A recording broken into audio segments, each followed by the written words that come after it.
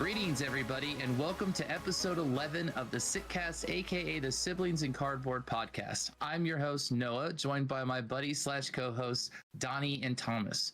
Whether you're a veteran card gamer or a first timer just testing the waters, we are all siblings in cardboard. Guys, how have things been since the last time we talked? I am barely alive.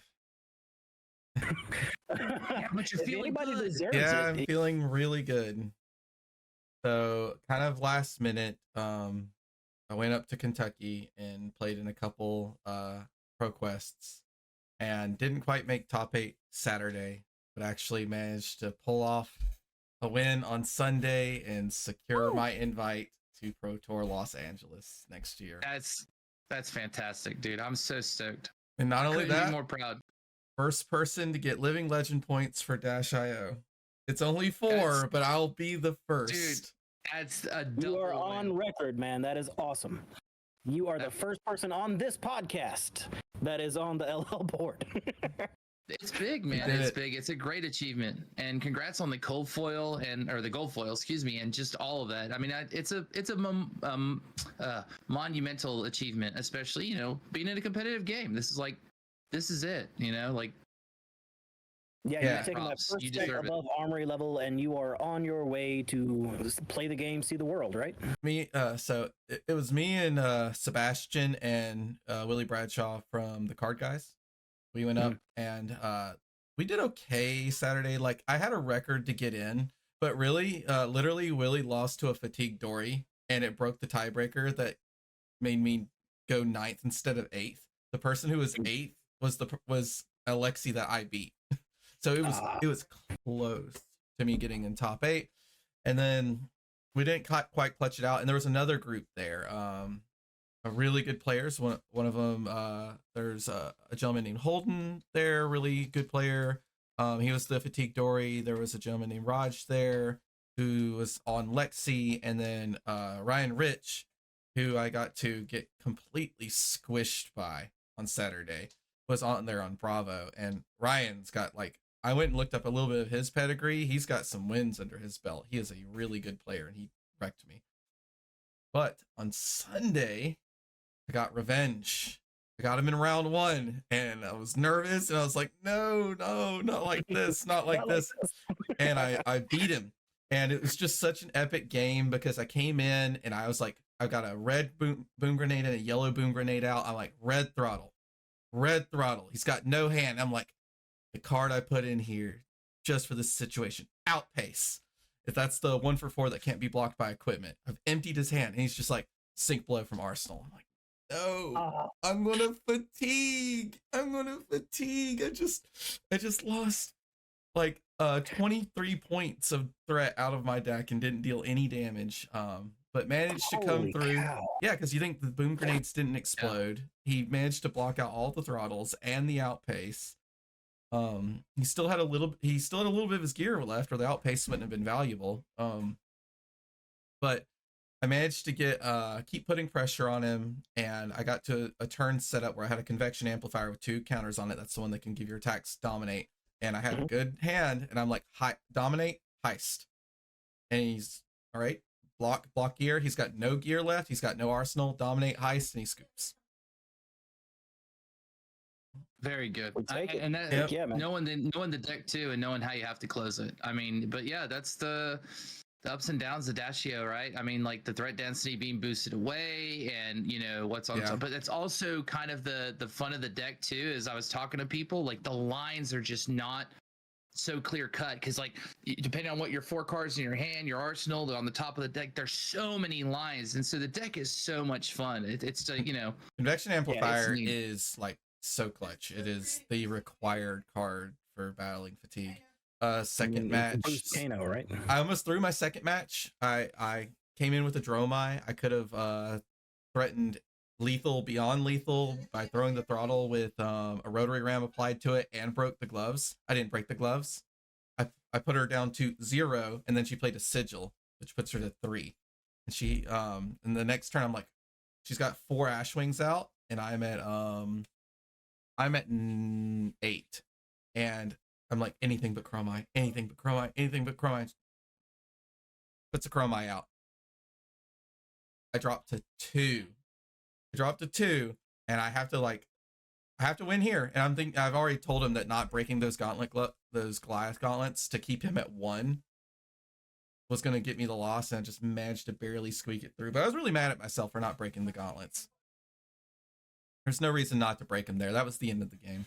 And then managed to just keep doing well into Lexi's, including taking a game off Willie Bradshaw and Sebastian in my Swiss. Two Yeah, great I faced against Ryan Rich, who I just faced the previous day, and then Willie Bradshaw and Sebastian, the 2 guys I rode up to Kentucky with in my Swiss round. And then the end result, like the top 4 of the top 4, one of them was Raj, some of the guys that came from the other store and kind of followed us, or we followed them. And then it was Willie and Sebastian in top 4. So all 3 of us got top 4 that second day. Crushed it. Nice. That's a feel good. What hero did you get this time? I got a max. You got a max this time? Okay, yeah, cool. So I got two dashes, 1 max. The gold foil that got ripped there was an iris. So pretty. I don't think that one's particularly valuable. Not yet. But, Not yet. Hold on to it. It's very pretty. And I don't think anything significant happened. Sebastian got a twin drive out of his prize payout. So that's real good. Yeah, he picked up $50. Well, yeah, we'll talk about that. Those cards are through the roof. But yeah, I'm over the moon. But yeah, it was a 5-hour drive home, and the tournament started at like 2:30. So we didn't leave the store until 10 o'clock our local time. So I got home at 4 and then was at work at like just before 9. So have you been to sleep at all? I slept like 3 hours before going to work. Ooh. So I'm running on fumes. Alrighty then. All for the glory of the game, though. Yeah, it's all for the love of the game. It's all worth it. I mean, you got the LL points, so got the LL points. Oh, dude, I bet my ELO's just gonna skyrocket. Oh yeah, you're gonna pick up some sick ELO from that too, especially from those players. Yeah, I went 7-1. Uh-oh, did we lose the players that you had to go through to get that? Yeah. Did we? He's still here. I still see Okay. You like in my screen you like glitched out for just a second. But yeah, it's the Matrix, Donnie. I went 7-1, so that was that's probably gonna be a lot for my ELO, whatever that matters 70, 80 points at least, I'd say. Maybe ELO in this game is somewhat hard to come by, but depending on the caliber of player you beat too, you go up and down quite a bit. 15 points here, 20 points there, win. I mean, you should definitely get some good points for that. Yeah, you're gonna see a nice little spike there. Yeah, so I think all 3 of us have basically secured our invite to Pro Tour. Willie's the only one that doesn't technically have one, but he's top 50 lifetime XP. Yeah, and I think he's top 50 90-day XP, isn't he? He's always up there near the top of the leaderboard. He is. When we last checked, he was 47th out of 50. And it was close. He'll probably make it but by experience. He also just did 2 PQs and did pretty well in both of them. And he's going to Worlds, so I don't think he'll have a problem. Yeah, he's probably gonna be fine. Yeah, I think it's safe to say we might see all of us in LA. Mm-hmm. Not us. I mean, us ain't gonna be a thing. I'm gonna be watching the coverage from my armchair. Yeah, he's gonna hold the base down for us and do some coverage and cheer for us. For sure. As soon as I see you on camera, I am blowing up that chat, bro. I am blowing up the chat. That's my buddy. It's gonna be exciting. All right, so ready to move on? Get into the normal things. All right, Noah, what we got on the market minute this week? Well, before we get into the market minute, some of you guys probably saw that super sweet intro we had debuting on our 10th episode when we had our special guest on, which was just a treat. Can't say thank you enough to you, Flake. But I just wanted to give a shout out who commented on the video. Official Glitch Doctor is his name on YouTube. Nick, however he wants to go by. Nick, thank you so much, man, for putting the time and effort into that intro. It looks amazing. I just wanted to give you a big shout out. Much love. And definitely going to have you working on some other projects for us because that was super fun. But that aside, let's get into this market minute. Some of these things probably shouldn't be too surprising considering that I think most people were seeing these prices literally go up in a fire sale in real time as he kept every win that he got in the Melbourne calling. Thomas what is Dowling, right? Dowling. Thomas Dowling. Thomas Dowling. Every win he got was just like another $10 at the card win. I mean, like literally, that's what it felt like. And you know, rightfully so. I think the deck is going to be a powerhouse. I don't necessarily think it's like, you know, going to be a 14-0 every time because I think there's still variance involved in Dash. I still think there's a lot of variance. We saw it on that last game too, where things just don't always add up correctly. But Twin Drive has now shot up to $57 on the non-foil and $80, which is technically my twin drive, rainbow foil, is the lowest RF. So yeah, I gotta give you back your $80 card. Yes, please. Yeah, I assume you're not going to be running foils, right? Just to keep it all. I probably need to get a set of non-foil for Pro Tour. I purposely put the foil one up and did not put my non-foils up, so I still have all my non-foils. I was going to wait, but I put my foil tome in my foil twin drive because I assumed you weren't going to run foils, just to be on the safe side. Yeah, you kind of like have to go all or nothing. Like everything in your deck has to be foil, or nothing in your deck is foil. I would probably do that just on the safer to use non-foils. I have a couple of twinnies in my deck and some random foils where I would be the same way. I'd kick them to the curb. But yeah, Twin Drive's out of control. I mean, it looks, if you look at this, it looks like one of those like Dota 2 graphs or any other MOBA or those football graphs where it's like, it's all the way down here, 0% chance, and a zoom, 100% chance to win. And so it's out of control. I mean, they at about 300% in price.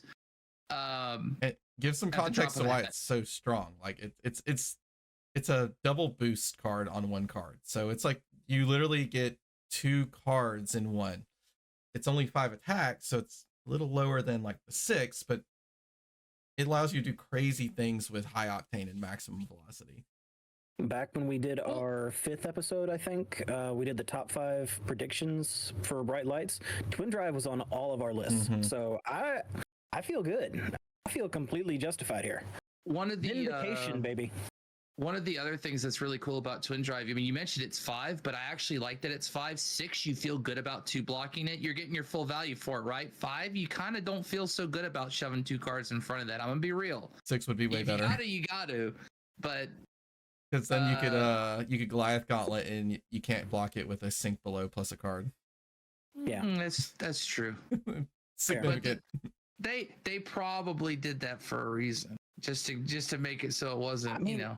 It turns out LSS actually knows what they're doing. Yeah, I think they're good. I think they're good at math balance most of the time. Every once in a while, a Codex of Frailty sneaks out of there. Like, I mean, Big Papa James White knows what he's doing with his game. Go figure. He does. They got a good thing going on. We don't have to get into the whole other razzle dazzle. What's the next card? Heist shouldn't be surprising. It went up as well. I know that's not maybe not as much, I guess. It's $12-14. You could get them as low as 10 back on the 31st of October. 23.25 right now. So I mean, almost doubled in price. And that's interesting because that is a like Dash.io specific card. I mean, it went 14-0 in the calling. So yeah. There's the reason why all these are Dash.io specific cards, and so many went 14-0. The last card, well, not the last card, but the last mech card would be Adaptive Plating, which is now $55, probably up to the $60 range for rainbow foils, up from 20. And so that's almost like a 300% increase overnight. People are putting respect on Dio's name. Turns out Block 3 is good. Oh, Block 3 is so good. Block 3 on an item you're going to put out anyway is just really, really good. It's just the like combination is the boom grenade doesn't explode. Good job, you blocked it. Now you're trying to clap back with your like one pitch, one card, and now Adaptive Plating gets huge amounts of value because you just break the grenade. And then last, that's pretty good. Because I don't want it to be all mech. And this is a card I've talked on before, and so it's nice to see that maybe I know what I'm talking about a little bit. Skullbone Cross Wrap. Okay, I talked to you guys before when it was around the $45 range, and you could still pick it. It's up to 60 now. Okay, I'm not joking. Azalea's got play.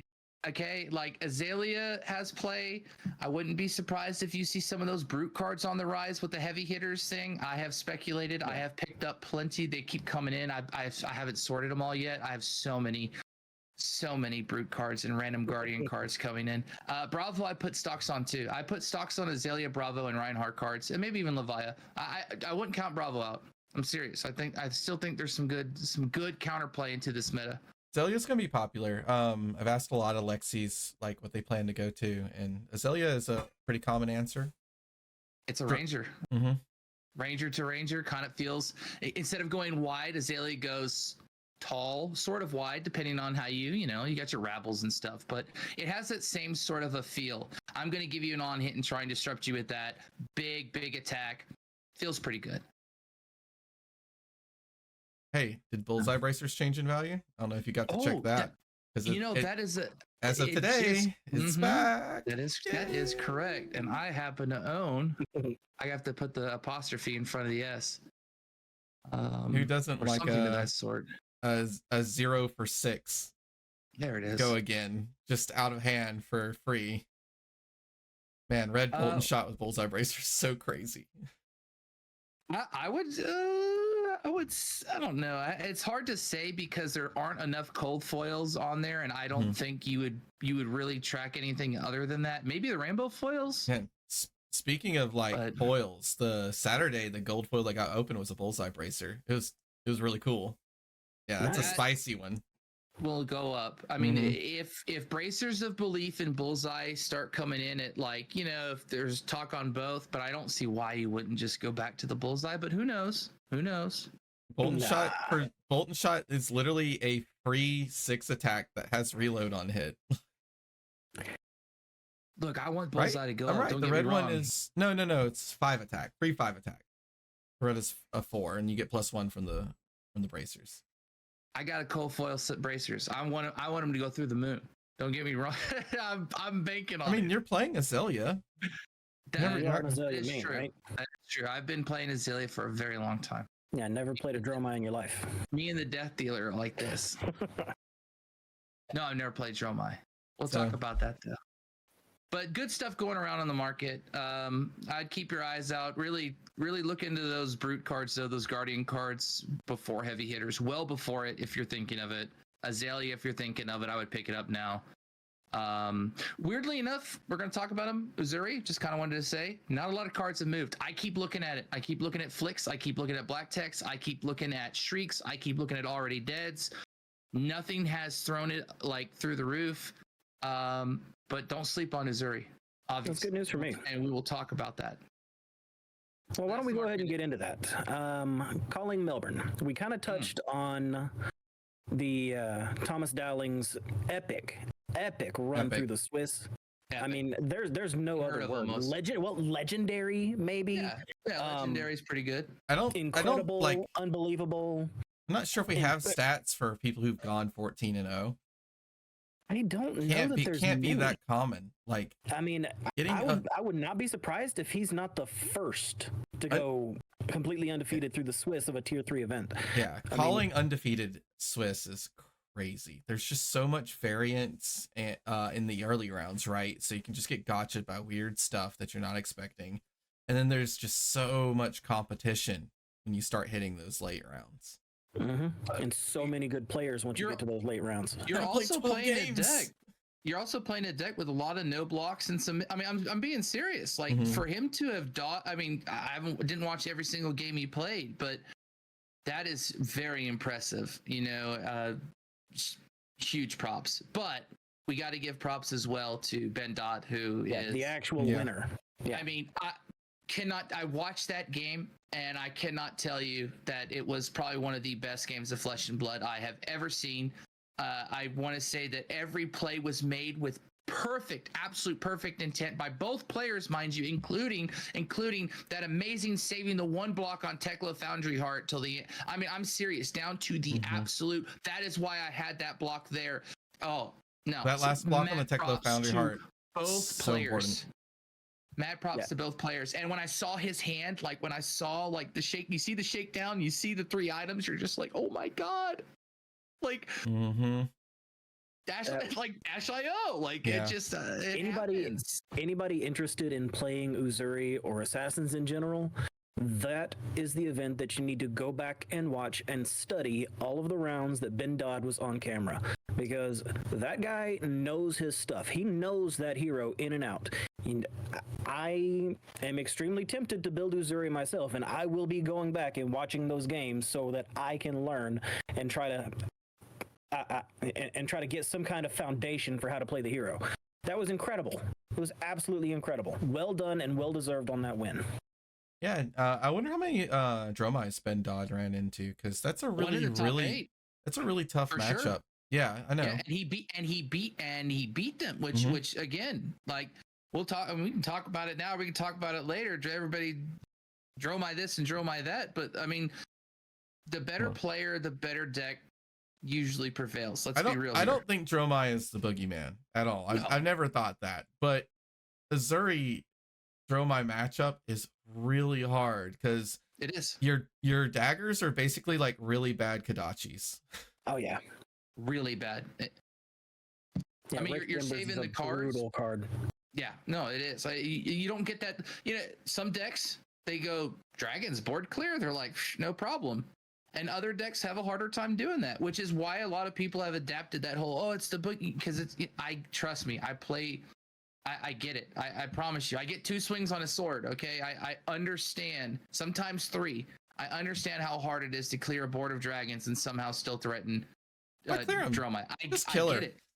You can't swing dragons if she has 0 life. It is true. She can't swing dragons if she has 0 life. And that's my mentality. That's why there was a Chromai and 4 Ash Wings on that first round. Well, you got to play a red card too to get those go again. Let's be real. So like. She's keeping a card. She's keeping a card to play it. It's just I get it. I get why people are like, oh my god, Dromai. I get it. It is not as bad as Lexi. It never will be. I don't know. I still think Dromai is going to be the deck to beat going forward. I mean, yeah, we're gonna put respect on Dio. We'll say it's the deck to beat, because if you don't build a deck to have a game plan to beat Dromai, her presence at events, she's going to price you out. You're just going to get wrecked because you don't have a plan for her. Lexi just felt like even if you had a plan for her, you were just adding like a couple percentage to your like 45% win chance. Or 40 in some people's cases. Yeah.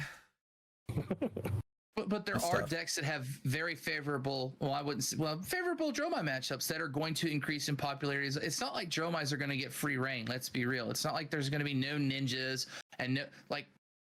Dromai has its bad matchups. Okay, everybody keeps saying that. Everybody keeps saying that Dromai has really unfavorable matchups into the ninjas. Whoa, but as a ninja player, ninja player, I will go ahead and tell you that the Katsu and Dromai matchup is closer to 50-50 than a lot of people want to admit. And with the Tome, Dromai has a much better matchup into Phi. She has a much higher chance of actually high rolling Phi. It is not a free win anymore. Dromai does not have any auto losses in the format.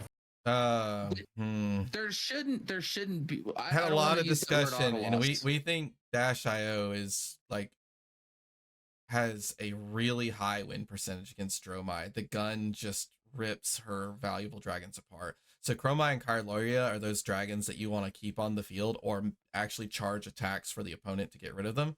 And Dash.io just kills them for free with Symbiosis Shot and then threatens like 16 damage into your face. Especially on a high octane turn. And I'm not just tooting up because she's my favorite hero, but like that's why I like seeing. If I go into an event that's like all Dromai, I'm like,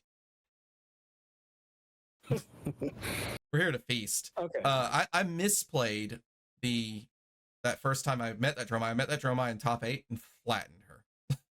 Like, I think I had like 20 life left when I killed her. Dang. Yeah, it was Coma Findel's a hell of a drug.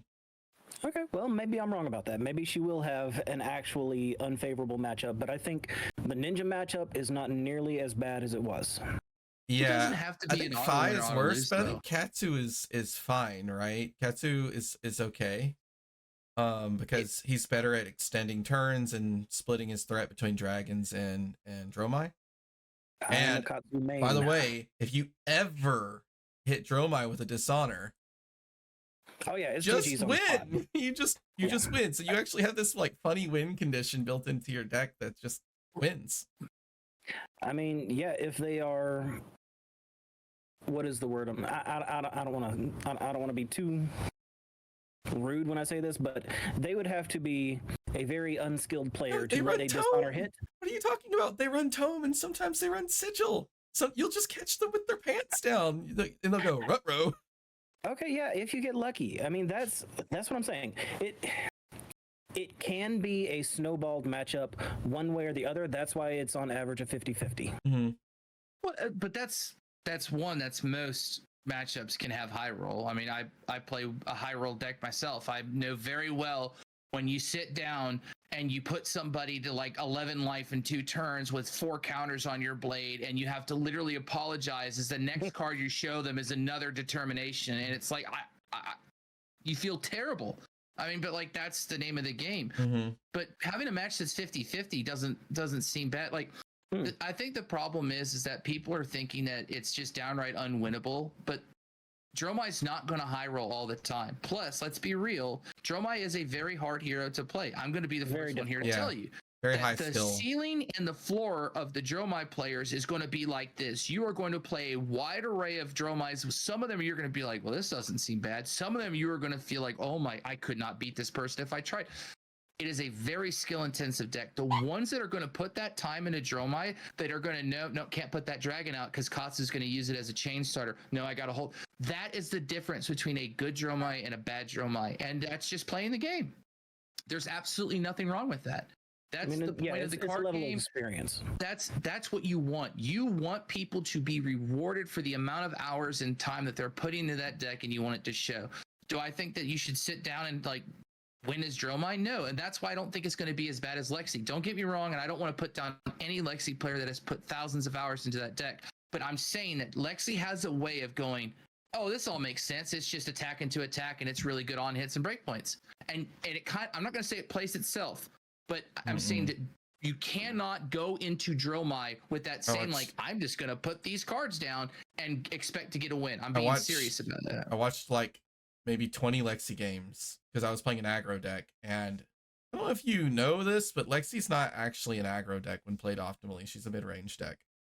Yeah, no, I would agree. She can aggro, but that's the definition of mid-range. You can choose to aggro, but both William Bradshaw and Sebastian, their approach is definitely a mid-range approach. So I watched a lot of long, arduous Lexi games, and there's a huge amount of skill expression, especially in the mirror match and the fatigue matchup. It's insane. Watching the mirror match is just the craziest, mind-blowing stuff. Like, you know what the cool thing is, though? The cool thing about Lexi, we ain't got to worry about it. Yeah. Living Legend players. We're getting into the weeds on Lexi. I want to point out that I was most surprised by, I knew Dash.io was good. So, like, as soon as Thomas started rocking it and I saw the deck list, I'm like, this dude's going to kill it. And he did.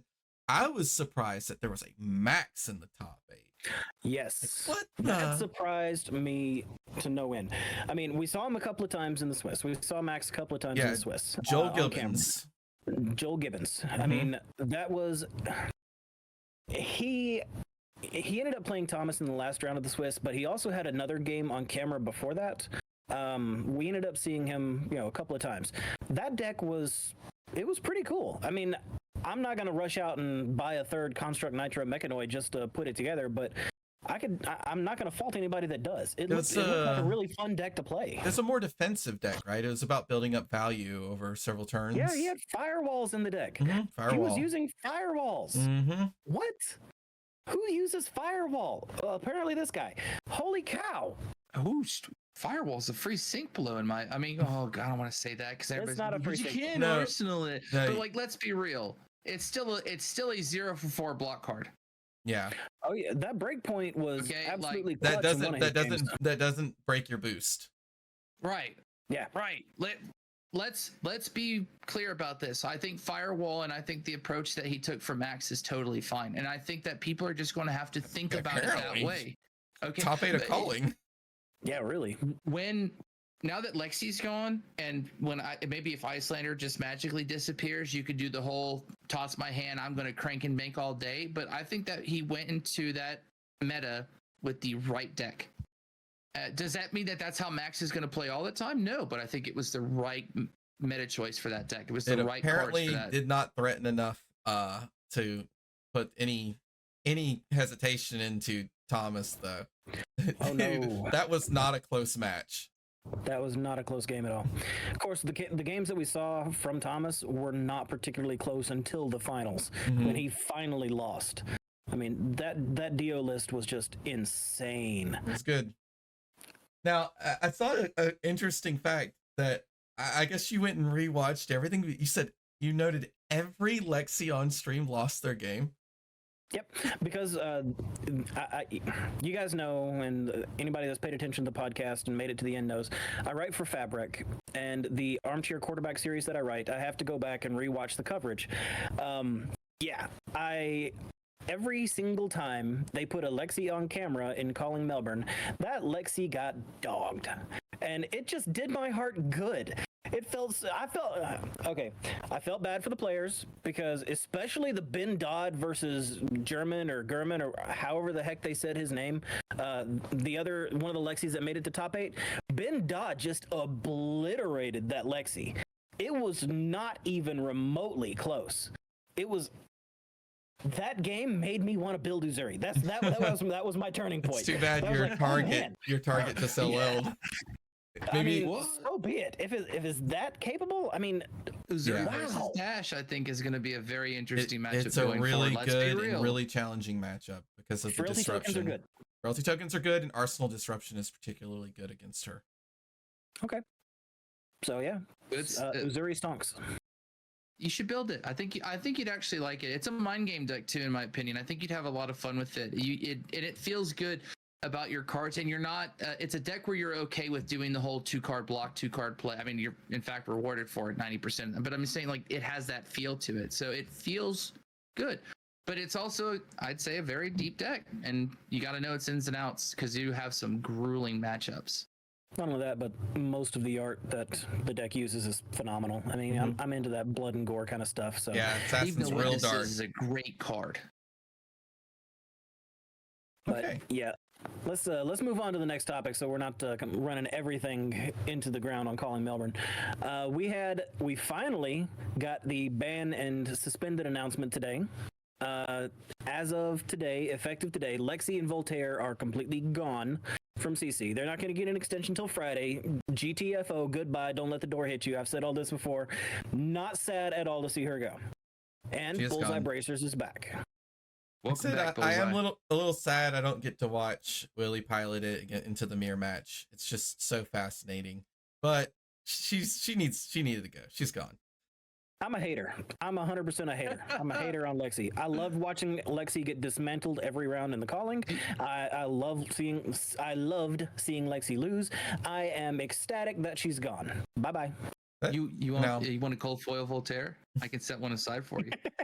Now, that's not the only thing that changed with this Living Legend announcement. I feel like they almost completely changed like Flesh and Blood. They didn't change the rules of the card game, but they changed in the meta aspect a lot. For a good reason. Now, to be fair, they did say that there was not going to be any major upsets as far as classic constructed meta goes with the ban and suspended announcement. There was no changes other than Lexi and Voltaire and Bullseye Bracers coming back.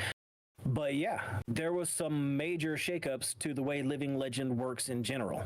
I mean, it's more huge. Points. They doubled skirmish points for Blitz. They added 100 points to Worlds and Pro Tour, and they doubled Battle Hardened points. Pro Tours are still 200. Yeah. No, Worlds is 3. I thought it was a slash. So, I think the most notable though is that Battle Hardened jumped from like 20 to 40, right?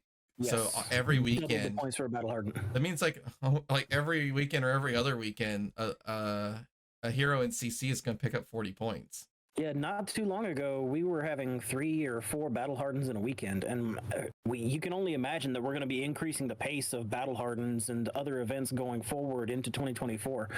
But with all of these heroes gaining all these points and everything rotating out, James White snuck in. I don't want to say snuck in, but it was right there for everybody to see. We're getting 15 plus new heroes in 2024 alone.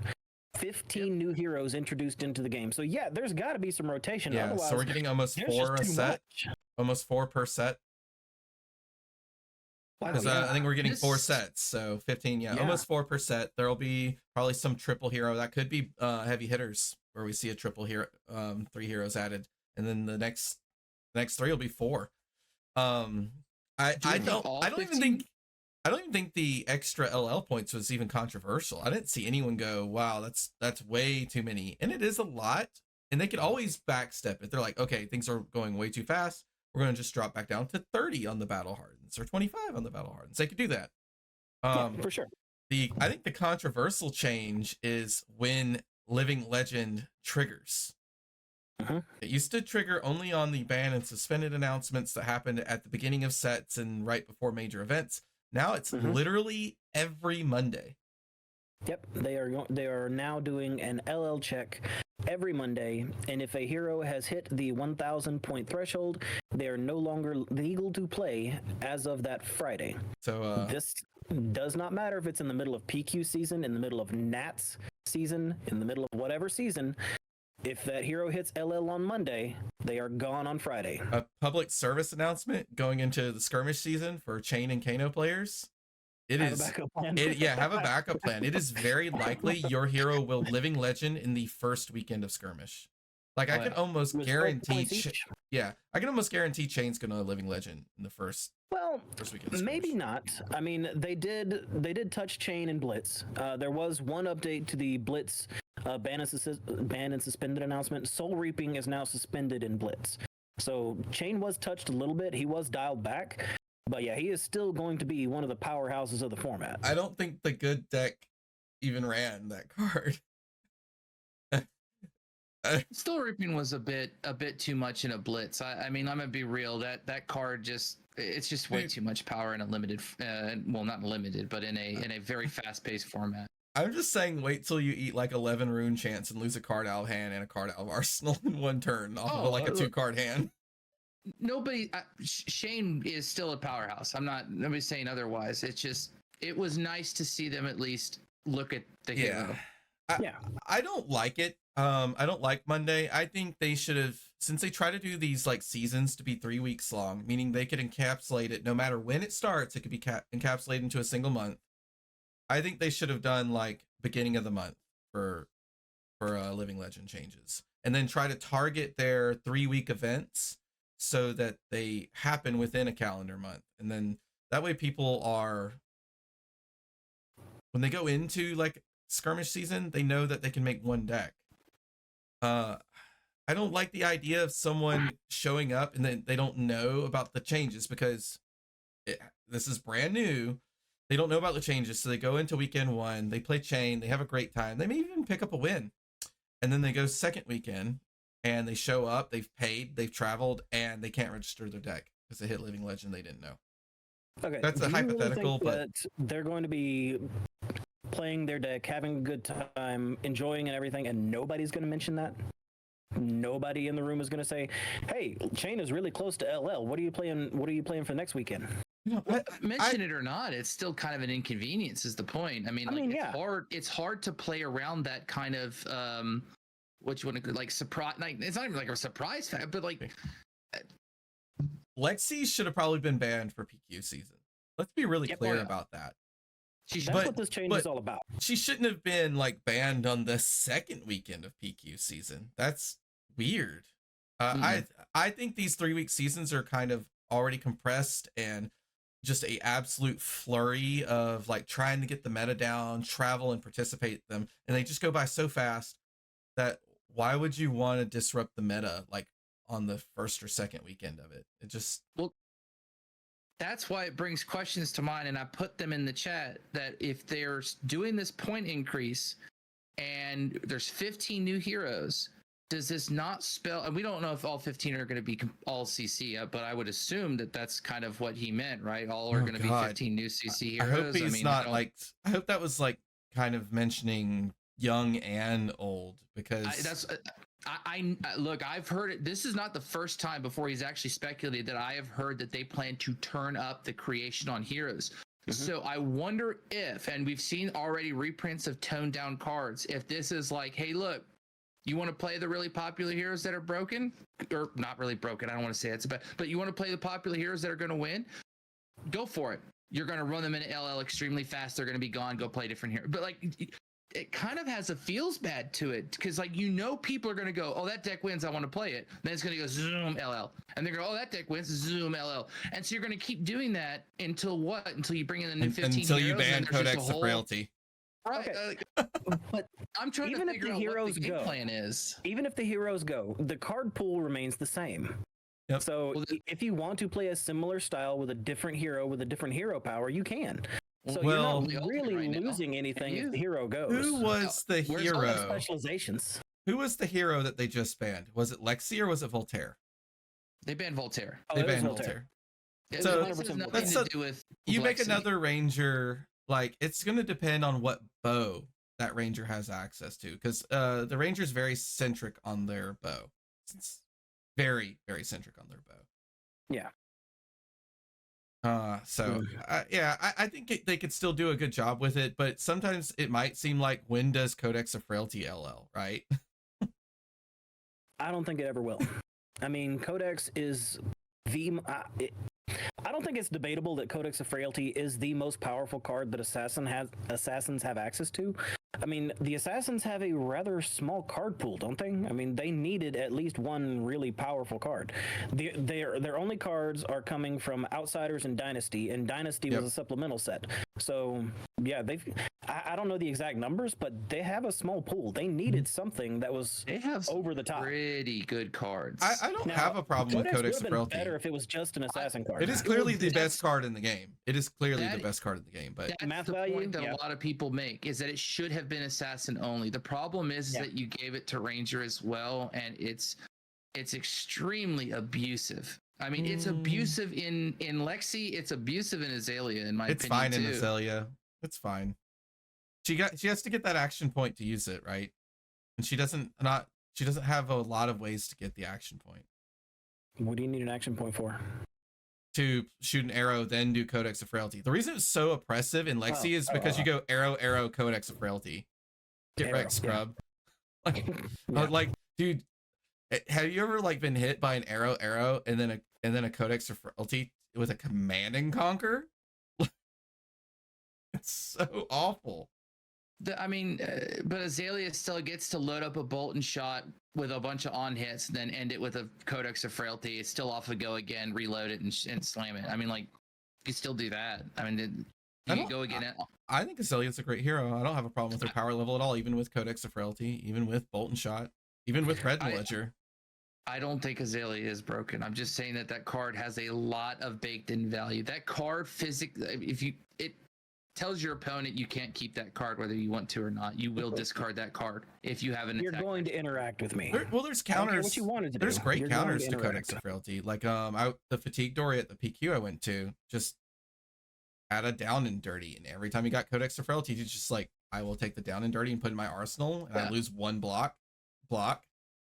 I run down and dirty for the same reason. I mean, I run it for Dromai, so Dromai can't lost and thought it out of my hand, but I also run it because of the Frailty meta, so it doesn't feel too bad to put in a block 2 out of my arsenal. I still get some value from it. They put down and dirty in, and so people can Codex of Frailty. There are counters to it. You feel bad running a down and dirty in some decks, but other decks it's pretty good.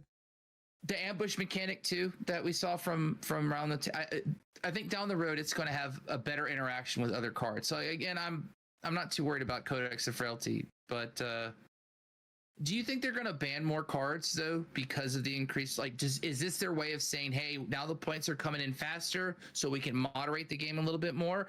Or are they really just going to speed? Some of if these they older didn't ban Codex of Frailty, no, I don't think they're going to ban anything. Some of these older heroes are not going to last through these I mean, there's going to be a mad influx of some of these heroes LLing. If these popular heroes are going to like speed run through their life, Icelander and depending on Dash how are popular they are. basically already in the grave. They're going to pick up the points they need to Living Legend pretty soon. Yeah, Whoever wins Worlds is next.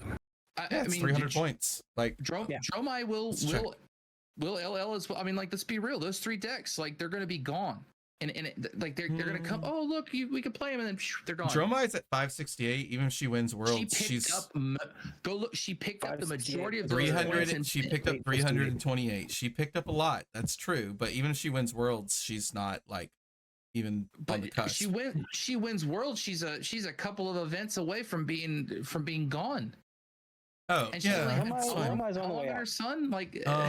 That's crazy to think about, you know? I mean, Dromai's at, what'd you say, 568? And we're already talking about she is on the way out already? So Dash is at 698.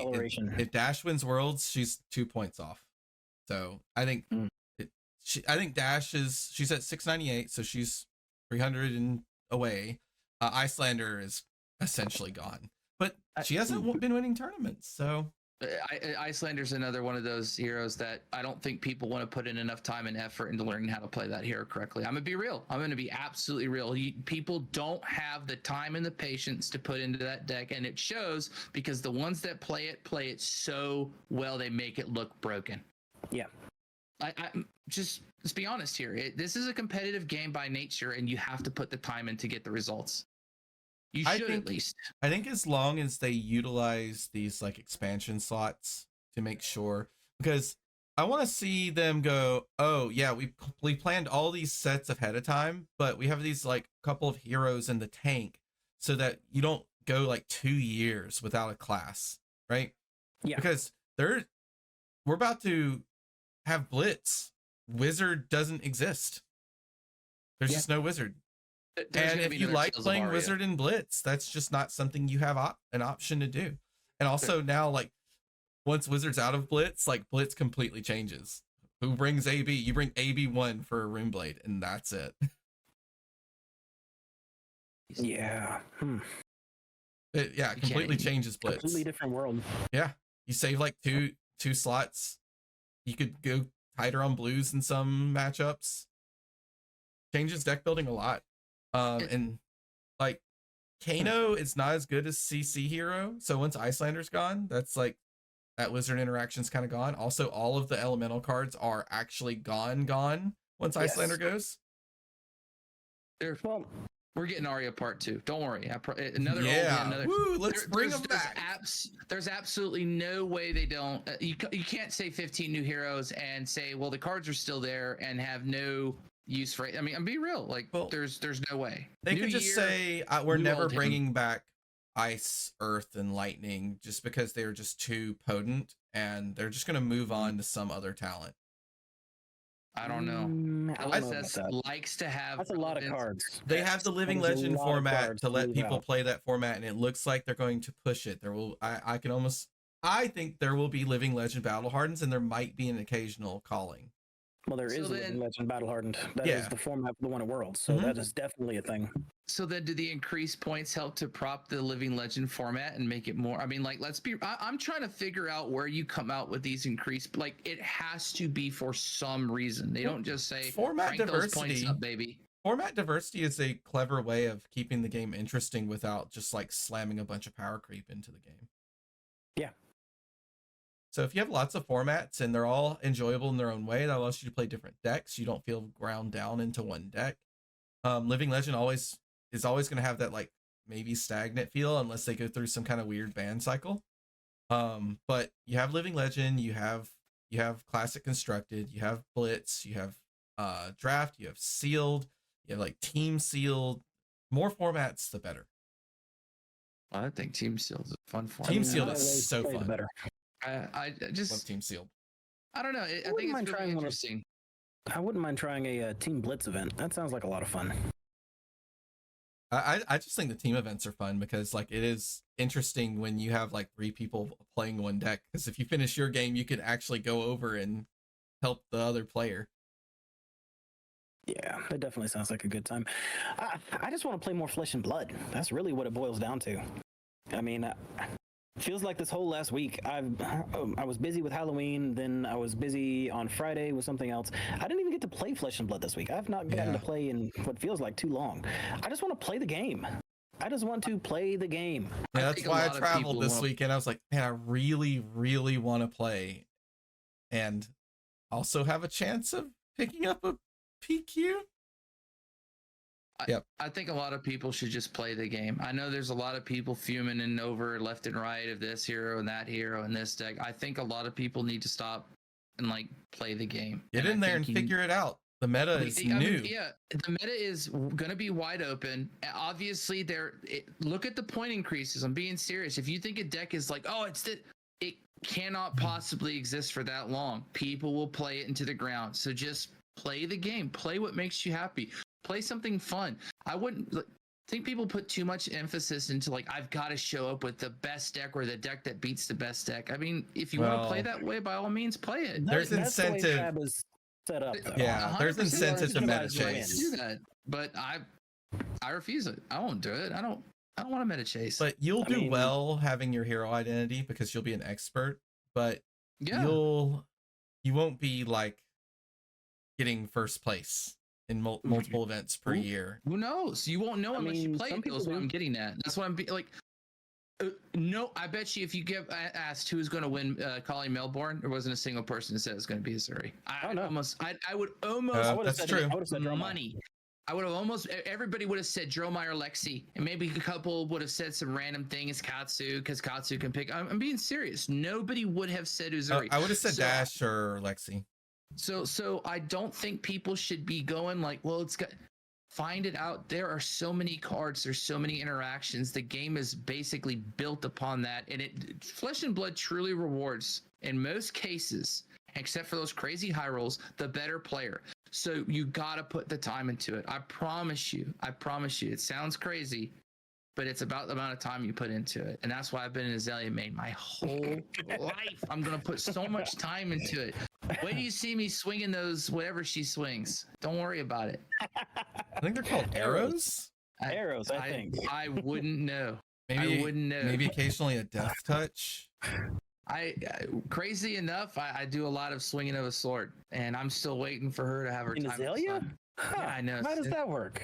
You'll see. It's a new one I got. I mean, Dory is going to get something. They've been giving her something like literally every set for forever. You got to be really careful about it because it's so odds. The problem is though, I talk about this with other people. Dory can get as many things as she wants. She has a really tough time playing against people that know what Dory is going to do. It is almost impossible unless I have literally set it up to where it's like, count it all you want. I still go over it. Like it is sometimes almost impossible for them not to know exactly what I'm about to do. Cause like most of the time my opponent's sitting there telling me what I'm about to do. And I'm like, yeah. Right. I have all that. You are 100% correct. I'm going to call it now. Heavy Hitters is not going to be a Dawnblade or sword focused set. It's going to be about swinging an axe. The warrior class that is in there is going to be about swinging an axe. Decimator axe is sweet. I think Runner puts it into the fact where they want part of what makes Dory so one-dimensional is she's always predicated on her sword, and I get it. It's like a scaling factor. But Runner, if you could give that go again, literally, I'm being serious. If you want to play attack actions, just play Bolton. No. Yeah. Bolton has another weird interaction thing where people don't like to block Bolton anyway. Both warriors have this weird thing where it's like, well, you gotta block me, right? And they're like, no, I don't, because like most of the time when I look at Bolton's, I go, I can block you. No blocks. I'm not going to. Why would I block you? I know how this works. Put it here. In here.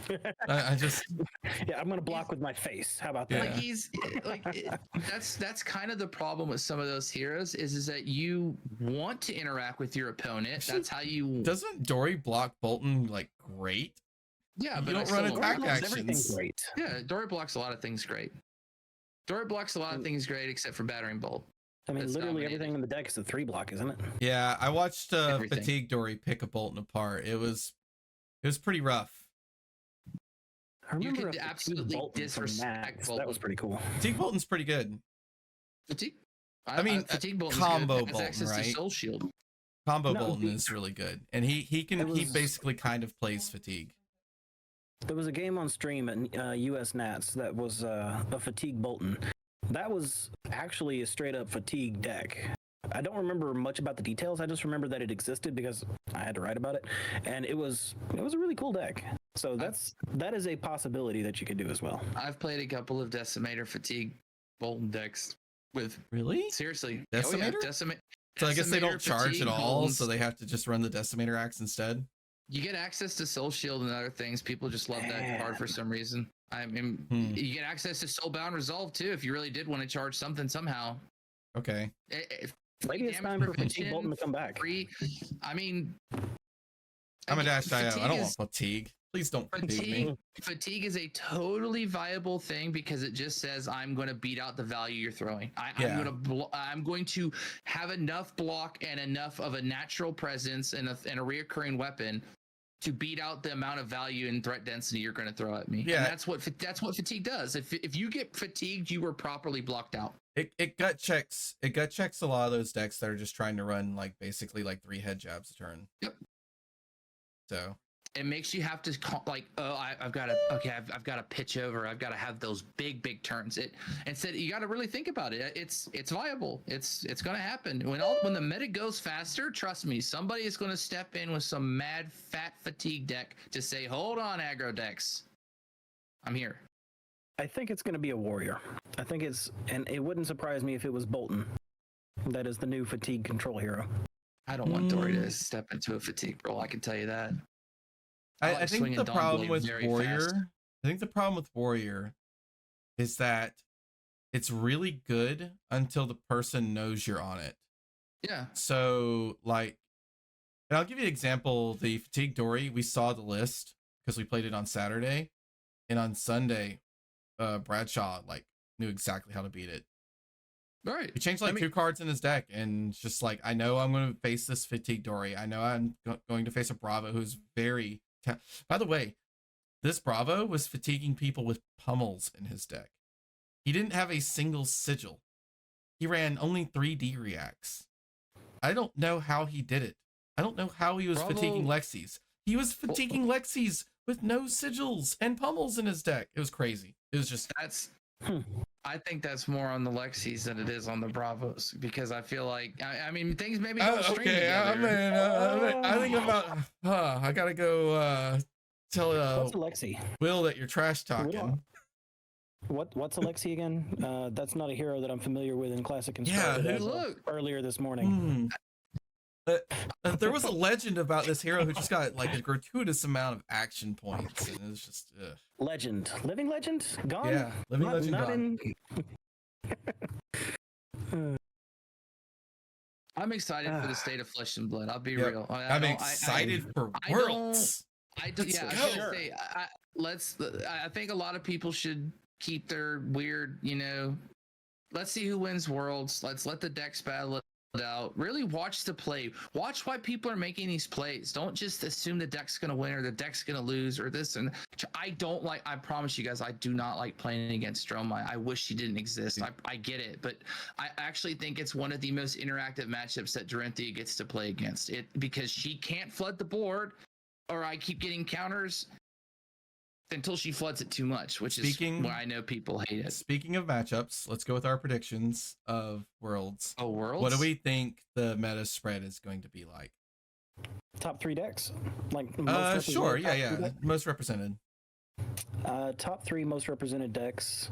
It's going to be Dromai, it's going to be Bravo, and probably Dash.io. I think it'll be Dromai, Bravo, and Dash. Dash.io. No, not Dash.io, Dash.ie. No? Dromai will definitely be up there. I would like to see. I think Azalea will actually get a higher share. I really do. I think a lot of the Lexi players go to Azalea. It has more familiar grounds, so I think it'll be Dromai. I think it'll be Azalea, and I think it'll be Dash.io. Those card prices, the amount of people that just buy into that deck, there's absolutely no way. Yeah, we'll see. Especially because if the Dromai matchup's good and you're expecting 30 to 40% of the field to be Dromai, why wouldn't you hedge your bet against that? If you can go 14-0 against all the decks and have a really good Dromai matchup, you're setting yourself up for big success. I'm gonna change my answer because Azalea is a good point. I think Azalea is gonna be there. I think it's gonna be Dash, Dromai, and Azalea. But who wins it? Who wins it? Because I know who I'm picking. I think it's gonna be Azalea. I think Azalea's gonna take it. Bravo. Icelander, 100%. Okay. Think so? And it's where if anybody has been sitting and cooking one of these crazy these Majin Bays, these Reyes, I'm serious. If it's anybody that's been like, it's my time to. If there's any place to come in and just like show big respect, it's Worlds. It's Ice. It's gonna be Pablo Pintor on it, right? So he can, yeah, he can LL out the Pablo on Icelander. Yeah. LL another. If he shows up with Icelander, he's gonna win. Steal the deal. It's winning. Like he has like a cosmic force with him to take every hero out of L. If he ever shows up and like Dory's at 700 and I'm gonna be hard sweating like, oh no. Yeah. I actually don't know what I'll do when Dory LLs. I'm gonna have to really figure out things in life. I thought you were gonna play Azalea. I think Azalea will LL before Dory first. Look, I'm hoping. I mean, at the pace that we're going to be getting new heroes, and at the pace that they're going to be going out, that is a real concern that we need to think about. What is the next hero? The next hero to LL might not be the hero that's at 600. It could be a hero at 4. Okay? Yeah, really though. I'm being serious. It just depends. All right. If enough people jump on a hero. I think that wraps us up. We'll have a lot to talk about Worlds. I'm going to try to watch all of it. When is Worlds? Remind everybody and myself. November 16th to the 19th. Not next weekend, but the weekend after. Oh, it's the weekend after. Okay, yeah. So we got a little bit of time. It won't be next episode, but we will have a. I'm gonna we'll probably do more speculating. I'm gonna put my fingers in places and try to figure out what I think the meta is gonna be. And we're all gonna be at Armory this Friday, right? Far as I know, yes. Yeah, I think so. And then Sunday, are we going to be playing Armory? It's been a hot minute. People want cards for me so bad. Okay, I'll try to make it work Sunday. I won't mysteriously disappear to Kentucky. No. This was totally worth it. Plus, I wouldn't have been able to play this weekend anyway. I had an Eagles Cowboys game that I was glued to the TV for and screaming at. So, but I'm on bye week, so Sunday is perfect this week. Okay, well, go ahead and send us out. Yeah. I'm at Wet the System Fab. I've been spamming Twitter, especially since Dash.io has been doing stuff. You can find me there. You can find me at Wet the System all over Discord. Noah or Donnie. Draco Hominis 87 on all of the social medias. If you want to look me up to read anything that I write for fabrec.gg. You can find several different article series that I've put out. The UPF Brew series, #FabDad, and the Armchair Quarterback. I just finished writing the Calling Melbourne article. I actually got it finished on Sunday, and it was sent off to my editor. So it should post this Friday, so look forward to that. Dang, that's blistering. It is. That's a lot of writing. That's what we do. Grinding. I'm at Big Max Fab on Twitter, also on YouTube, /Lead Heavy on Twitch. That's going to be changing in March, but it is that for right now. And I just do a lot of reposts and stuff. Oh, and we'll be doing some more shorts and stuff. So stay tuned for that, even though we don't know when this will go live. We'll be doing some pack one, pick ones to get everybody in time for Worlds. I got some more boxes left, so I'll be running shorts on that. I don't know how I'm going to fit it in 60 seconds. We'll figure it out. And you can find our podcast Twitter at Sick Crew. That's at SICCREW.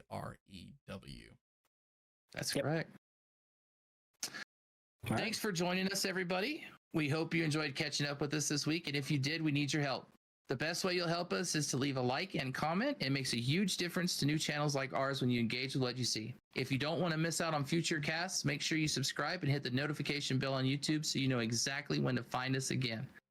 Until then, take care of yourself, and remember, we're all siblings in cardboard. Take care, guys. And discard your cards. Discard them. Do it.